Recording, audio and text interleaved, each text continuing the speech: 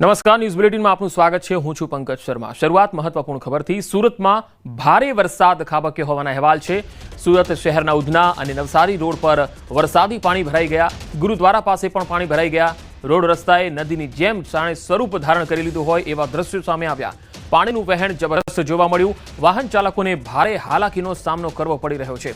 તસવીરો સુરતથી આવી રહી છે। સુરત શહેરમાં સવારથી જ ધોધમાર વરસાદ પડ્યો। ગઈકાલે પણ સુરત શહેરમાં लगभग 4 इंच જેટલો વરસાદ થયો હતો અને આજે સતત બીજા દિવસે ધોધમાર વરસાદને પગલે રસ્તાઓ પર જળબંબાકાર જેવી સ્થિતિ જોવા મળી રહી છે।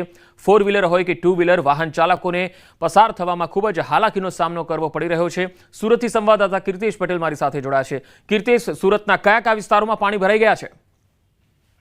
બિલકુલ પંકજ, જે રીતે હવામાન વિભાગની આગાહી છે, આગાહી વચ્ચે જે રીતે ધીરે ધીરે શરૂ થયેલો વરસાદે પોતાની ગતિ વધારી હતી, જેને લઈને કહી શકાય સુરતનો નવસારી ઉધના નવસારી રોડ છે કે જે સિમેન્ટ કોન્ક્રીટનો રોડ બન્યો, પાણીના નિકાલની વ્યવસ્થા નથી, જેને લઈને મુખ્ય માર્ગો પર પાણી જોવા મળ્યા હતા। જો કે વરસાદે વિરામ લેતાની સાથે ગણતરીની મિનિટોમાં પાણીનો નિકાલની શરૂઆત થઈ ચૂકી છે।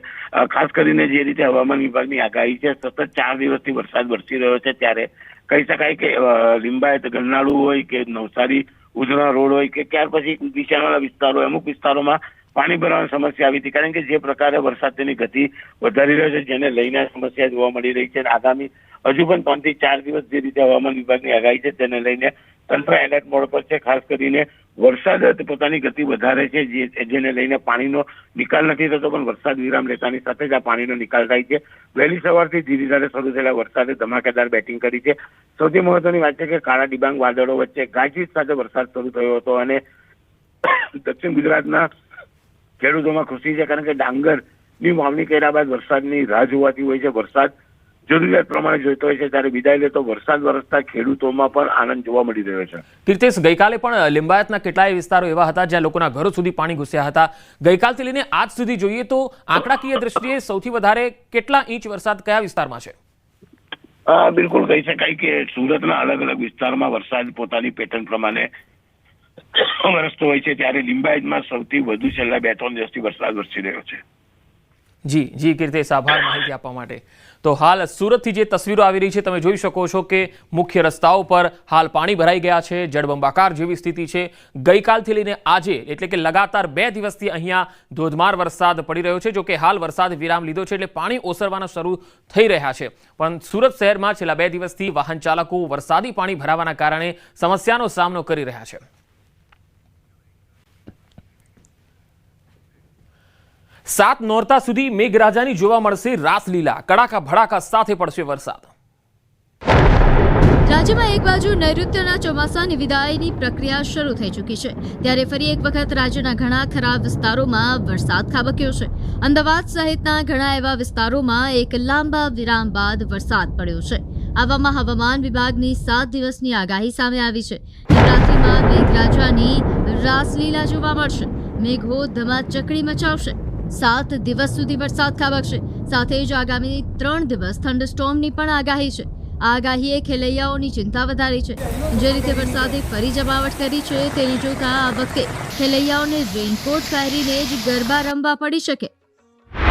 आने वाले 7 दिनों के लिए जो गुजरात स्टेट के लिए फोरकास्ट है, उसमें लाइट टू मॉडरेट रेन का पूर्वानुमान है गुजरात रीजन और सौराष्ट्र रीजन के लिए, और थंडरस्टॉर्म की वार्निंग जिसमें आने वाले 3 दिनों के लिए थंडरस्टॉर्म की वार्निंग है, जिसमें विंड की स्पीड 30 से 40 किलोमीटर पर आवर के आसपास रहने का पूर्वानुमान है।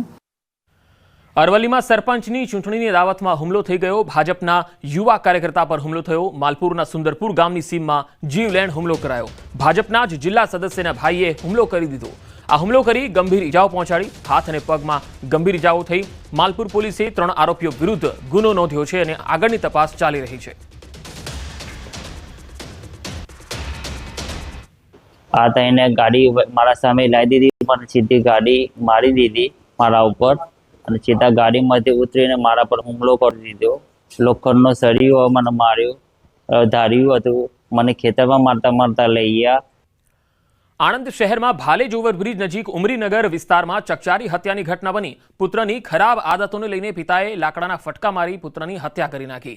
આ હત્યામાં માતાએ પણ મહત્વની મદદગારી કરી. આણંદ શહેર પોલીસે મૃતકના માતા અને પિતા બંને સામે હત્યાનો ગુનો નોંધીને તપાસ હાથ ધરી છે. યાસીન શાહ નામનો શખ્સ કોઈ કામધંધો નહોતો કરતો અને ચોરી સહિત અસામાજિક પ્રવૃત્તિઓમાં સંડોવાયેલો હતો. એક રાત્રે યાસીન શાહ પોતાના માતા પિતા સાથે કોઈ બાબતે ઝઘડો કરવા લાગ્યો અને તેની માતા પર છરી વડે હુમલો કર્યો, જેથી ગુસ્સે ભરાયેલા પિતાએ લાકડાનો દસ્તો લઈ પુત્રના માથામાં ફટકા માર્યા અને ગળે ટૂંપો આપીને પોતાના જ પુત્રની હત્યા કરી હતી. યાસીન શાહ અબ્દુલ્લા શાહ દિમાન પોતાના મમ્મી પપ્પા સાથે રહેતા હતા.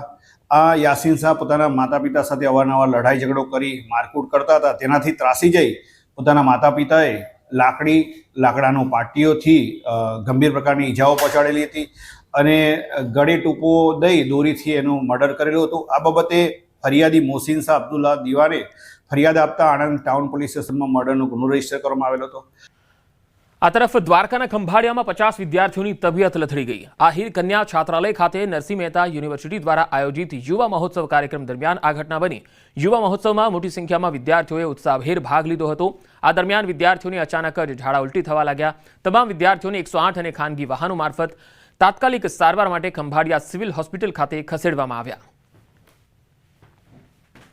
એકચ્યુઅલી ઝાડા ઉલટી કોઈને છે નહીં, સાધારણ સાઇન સિમ્ટમ્સ હતા, જેની પ્રારંભિક સારવાર કરી દવા આપીને 25 જણને અહીંથી ડિસ્ચાર્જ કરી દીધા છે. વઢવાણ તાલુકામાં 5 થી વધુ ગામોમાં ભૂંડ અને ઘુડખરના ત્રાસથી ખેડૂતો થઈ ગયા છે ત્રસ્ત. રોજ ભૂંડ જેવા વન્ય પ્રાણી 25 ના ટોળા એકી સાથે આવે છે. અમારા છોટા 8 વીઘાના કટકા હોય, એક જ રાતમાં બધું ખાઈ જાય છે. 6 વાગ્યાનો આવ્યો ભૂંડા કાઢવા, 2 કલાક મેં ભૂંડા કાઢ્યા તો ભૂંડા ના નીકળ્યા. પછી મારા ભાઈ આવ્યા એટલે ભૂંડલા સાહેબ કાઢ્યા અને કાલ રાત્રે સાહેબ ભૂંડલા આવ્યા. પ્રમ દિવસે ભૂંડલા એટલું નુકસાન કર્યું હોય ભૂંડલાની કીધી ના પૂછવા. એક પણ ઝીંડવું નથી રવા દીધું કે ફાલ બધો આડો કપ્પા પાડીને ભાંગીને ખાઈ ગયેલા છે સાહેબ. આ એક ગામનો ત્રાસ નથી. મેમકા, હાંકરી, ભડિયાદ, જાપોદર, ખજેલી આ બધા ગામમાં નકરા રોજડા, હુડસર અને ભૂંડાનો જેટલો થાય કે આમ અમે તગરવા જઈએ તો અમને હામાં કરવા આવે તો અત્યારે વન ખાતાને એટલું અમારે કહેવાનું કે આનો જલ્દી નિકાલ લાવો તો આ ખેડૂત કંઈક બે પાંદડે થાય. વઢવાણ તાલુકાના મેમકા, વાડલા, સાંકળી, ભડિયાદ, જાપોદર સહિતના ગામોમાં સીમ વિસ્તારમાં ઘુડખર અને ભૂંડના ત્રાસથી ખેડૂતો તોબા પોકારી ગયા છે. સીમ વિસ્તારમાં પશુઓના ત્રાસથી કપાસ, મગફળી, તુવેર સહિતના પાકમાં વ્યાપક નુકસાન થઈ રહ્યું છે. ઘુડખરની વસ્તીમાં સતત વધારો થતા ઘુડખર હવે અભયારણ્ય વિસ્તાર છોડી ગ્રામ્ય વિસ્તાર સુધી પહોંચી ગયા છે. ઘુડખર અને ભૂંડ એક બે નહીં પરંતુ 25 કે તેથી વધુના ટોળામાં ખેતરોમાં ઘૂસી જાય છે અને ઊભા પાકમાં ફરી વળે છે. કપાસના ઝીંડવા ખાઈ જઈ કપાસના પાકમાં મોટા પ્રમાણમાં નુકસાન પહોંચાડી રહ્યા છે. ઘુડખર અને ભૂંડના ત્રાસથી ખેડૂતોને સતત ખેતરોમાં રખોપું કરવાની નોબત આવી છે. ખેડૂતોએ મહા મહેનતે અને મોંઘા ભાવના બિયારણ અને દવાનો છંટકાવ કરી તૈયાર કરેલ પાકનો ઘુડખર અને ભૂંડ એક જ રાતમાં સત્યાનાશ કરી નાખે છે, જેમાં ખાસ કરીને નાના ખેડૂતોની હાલત કફોડી બની છે. આ અંગે વન વિભાગના અધિકારીઓને રજૂઆત કરવા છતાં વન વિભાગે કોઈ કાર્યવાહી કરી નથી, જેથી આ કાયમી સમસ્યાનો ઉકેલ લાવવામાં આવે તેવી ખેડૂતોની માંગ ઉઠી છે. ખેડાના મહેમદાવાદ તાલુકાના ખાતરજ ગામેથી ભયાવહ દ્રશ્યો સામે આવ્યા. રખડતા ઢોરના આતંકે હવે તો હદ વટાવી. ઢોરના ટોળાએ મહિલાને બાનમાં લીધો. આસપાસના લોકોએ ઢોરોને માર માર્યો, છતાં ઢોરોના અત્યાચાર થમ્યા નહીં. આ ખતરનાક જે વિડીયો છે એ સોશિયલ મીડિયામાં વાયરલ થઈ રહ્યો છે. ખાતરજ ગામમાં દૂધની ડેરી પાસે આ ઘટના બની. ગામમાં આવેલ દૂધ મંડળીમાં દૂધ લેવા આવેલ મહિલાને ઢોરોએ અડફેટે લીધી. હાલમાં મહિલાને ગંભીર હાલતમાં ખાનગી હોસ્પિટલમાં સારવાર માટે ખસેડાઈ છે. આ વાયરલ વિડીયોને લઈને સવાલ ઉઠી રહ્યા છે કે ક્યારે થમશે આ રખડતા ઢોરનો આતંક. તો આ તરફ ઔદ્યોગિક નગરી વાપીમાં રખડતા પશુઓનો પણ ત્રાસ યથાવત છે. શહેરના ગુંજન વિસ્તારમાં રખડતા પશુઓનું એક ટોળું રસ્તા પર ઉતરી આવ્યું, જેમાંથી 2 આખલાઓ સામસામે આવી જતા બંને વચ્ચે જોરદાર યુદ્ધ જામ્યું. જાહેર રસ્તા વચ્ચે જ વાહનોની અને રાહદારીઓની અવરજવર વચ્ચે આખલાઓ લડતા વાહન ચાલકો અને રાહદારીઓના જીવ અદ્ધર થઈ ગયા. અનેક વાહન ચાલકો અને રાહદારીઓ આ લડતા આખલાઓની અડફેટે આવતા બચી ગયા. લોકોએ આખલાઓને છૂટા પાડવા પ્રયાસ કર્યા, છતાંય 1 કલાકથી વધુ સમય સુધી આખલાઓએ આખા રસ્તાને બાનમાં લીધો હતો. અનેક વખત રસ્તા પર આવા રખડતા પશુઓને કારણે અકસ્માતો થાય છે. સાથે જ લોકો પર પશુઓના હુમલાના બનાવો પણ બને છે. તંત્ર દ્વારા કોઈ જ કાર્યવાહી થતી નથી, જેથી શહેરીજનોએ આ રખડતા પશુઓના ત્રાસ વેઠવા પડે છે.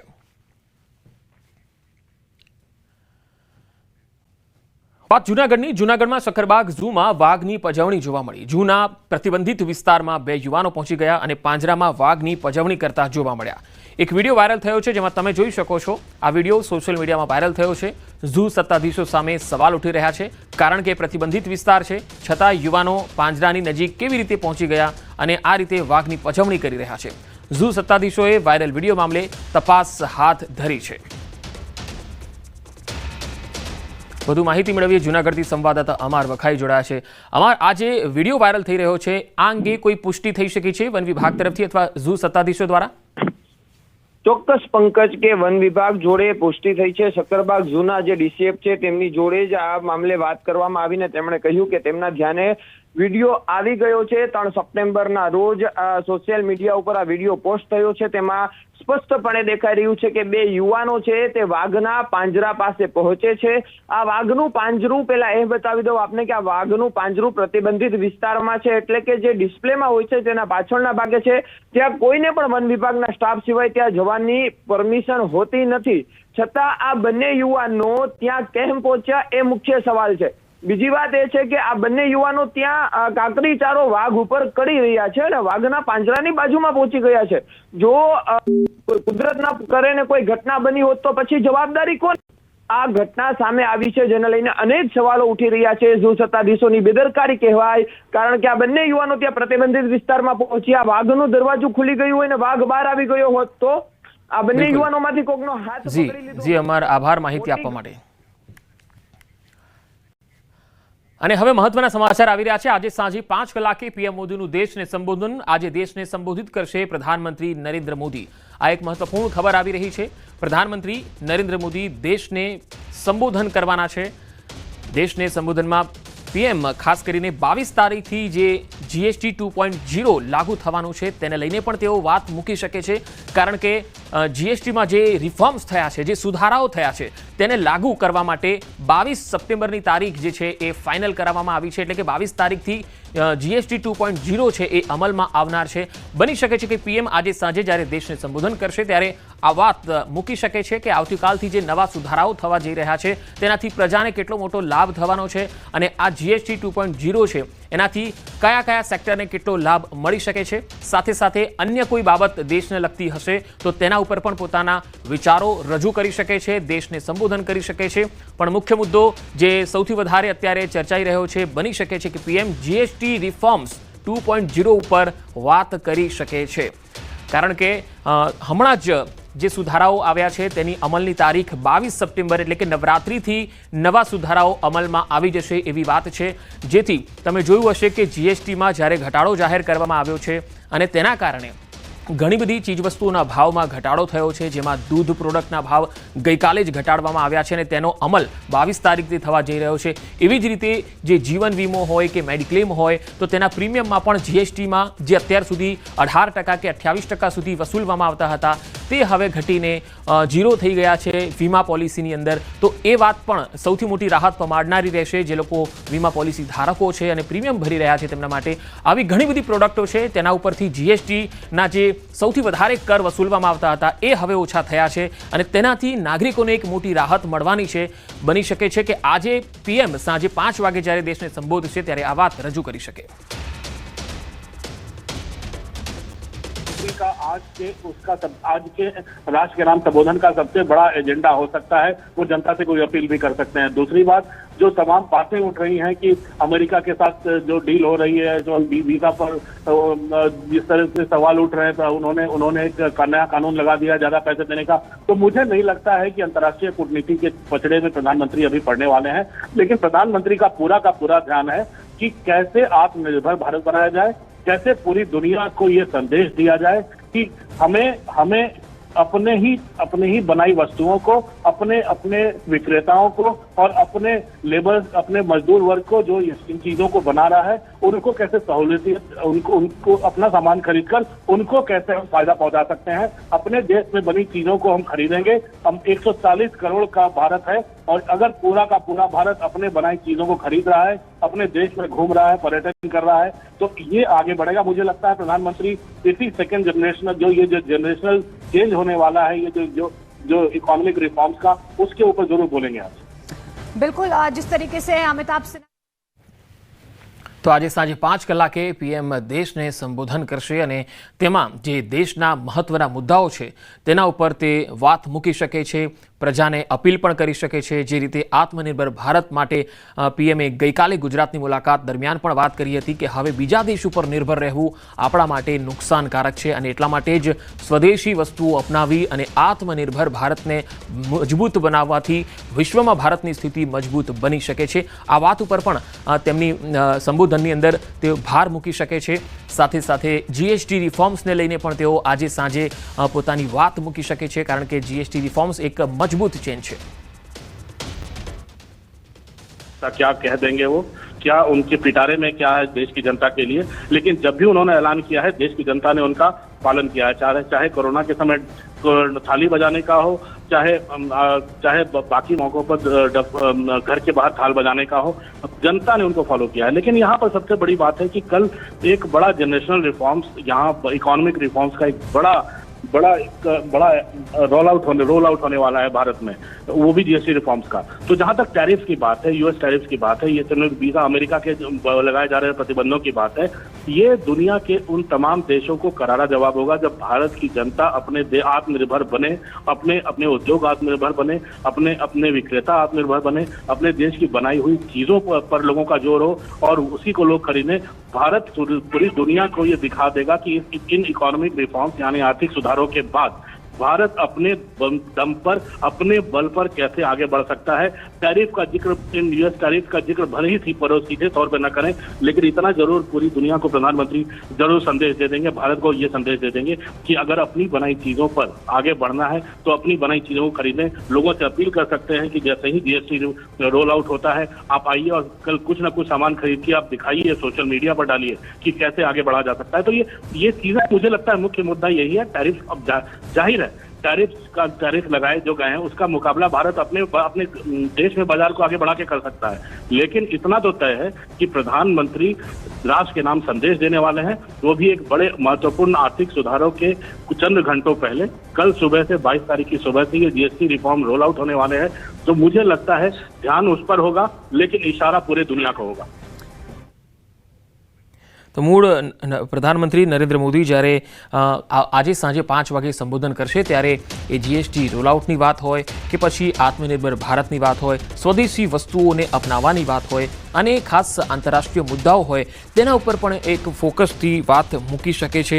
જો કે હાલ તો એ શક્યતા ઓછી છે કે તેઓ આંતરરાષ્ટ્રીય મુદ્દાઓને લઈને દેશને કોઈ વાત મૂકે, પણ દેશના જે મુદ્દા છે ખાસ કરીને નવીનીકરણ, ખાસ જીએસટી 2.0 જે નવા રિફોર્મ્સ આવ્યા છે, નવા સુધારાઓ જીએસટીમાં કર માળખામાં કરવામાં આવેલા છે, તેનાથી એક મોટો ચેન્જ આવવાનો છે 22 તારીખથી. કારણ કે નવરાત્રિના પહેલા દિવસથી નવા જીએસટી કર સુધારા લાગુ થવાના છે અને તેના કારણે દેશમાં ઘણા બધા લોકોને ચીજ वस्तुओं फायदो थवानो है. लेकिन जो भी इशारे से निकलता है वो देश हित में होता है, जनता के हित में होता है. आप नोटबंदी के जमाने से लेकर आज तक देख लो, जितने भी प्रधानमंत्री ने इस तरह के राष्ट्र के नाम संदेश दिया है वो कुछ न कुछ देश हित में था, जनता के हित में था, देश को आत्मनिर्भर बनाने के लिए ही था, देश में भ्रष्टाचार दूर करने के लिए ही था.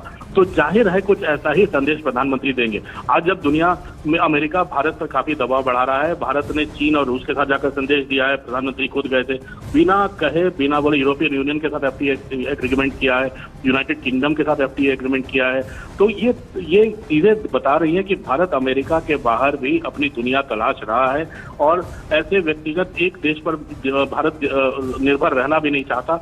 ये संदेश पूरी दुनिया को दे चुका है और रूस के साथ उसकी दोस्ती जग जाहिर है, रूस अभी भी साथ खड़ा है भारत के. ऐसे में भारत जब पीयूष गोयल और पूरी टीम अमेरिका जा रही है, जयशंकर अभी अमेरिका में यूएनजीए को लेकर, मुझे लगता है ज्यादा कूटनीतिक बातें वही होंगी. प्रधानमंत्री का इशारा साफ होगा कि इन टैरिफ का हमारे देश पर कोई असर नहीं पड़ने देना चाहिए. इसके लिए वो देश की जनता का साथ मांगेंगे, देश के उनको बाजार जाने का आह्वान करेंगे.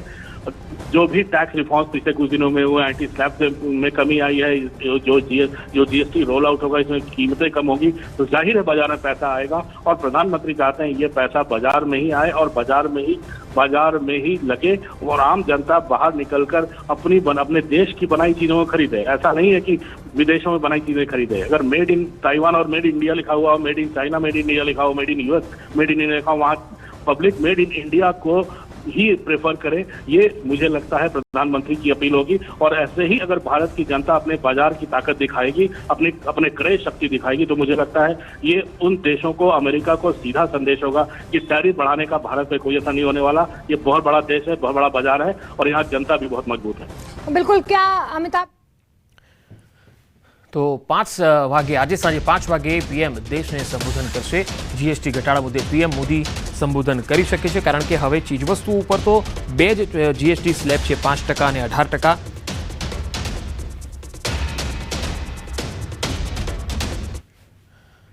વધુ સમાચારો પર નજર કરીશું, હાલ રોકાઈશું એક વિરામ માટે।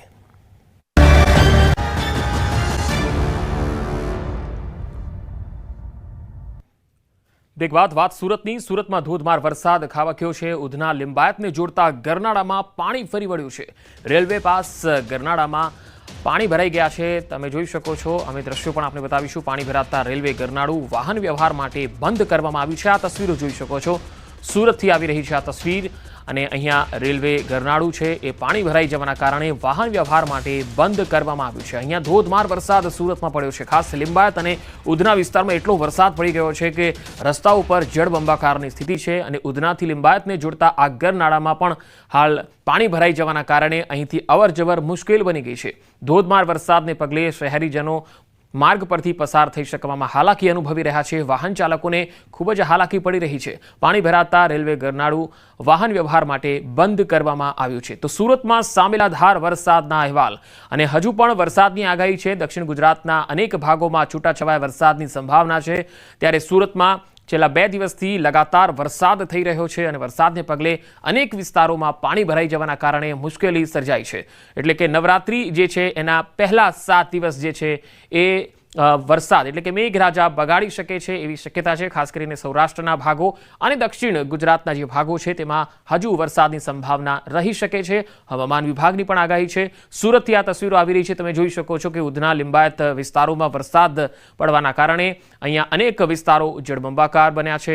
રસ્તાઓ પર પાણી ભરાઈ ગયા છે અને રેલવે પાસ ગરનાળામાં પાણી ભરાઈ ગયા છે। અહીંયા અવરજવર મુશ્કેલ બની ગઈ છે અને હવે આજે ઉધનાથી લિંબાયતને જોડતો એકમાત્ર આ રેલવે ગરનાળું છે એ પાણી ભરાઈ જવાના કારણે અવરજવર માટે બંધ કરી દેવામાં આવ્યું છે। તો આવી અનેક રસ્તાઓ, આવા અનેક વિસ્તારો એવા છે કે જ્યાં રસ્તાઓ પર પાણી ભરાયેલા છે અને તેના પગલે વાહન ચાલકોને ખૂબ જ હાલાકી પડી રહી છે।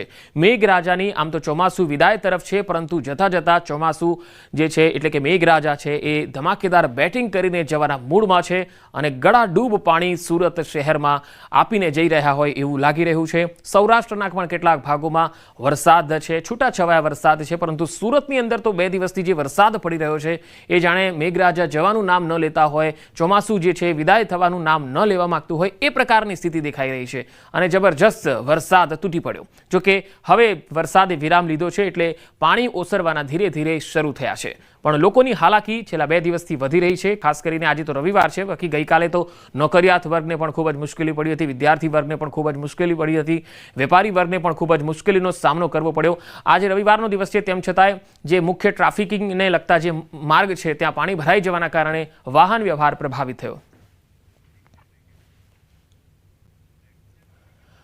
તો આ બુલેટિનમાં અત્યારે આટલું જ। નમસ્કાર।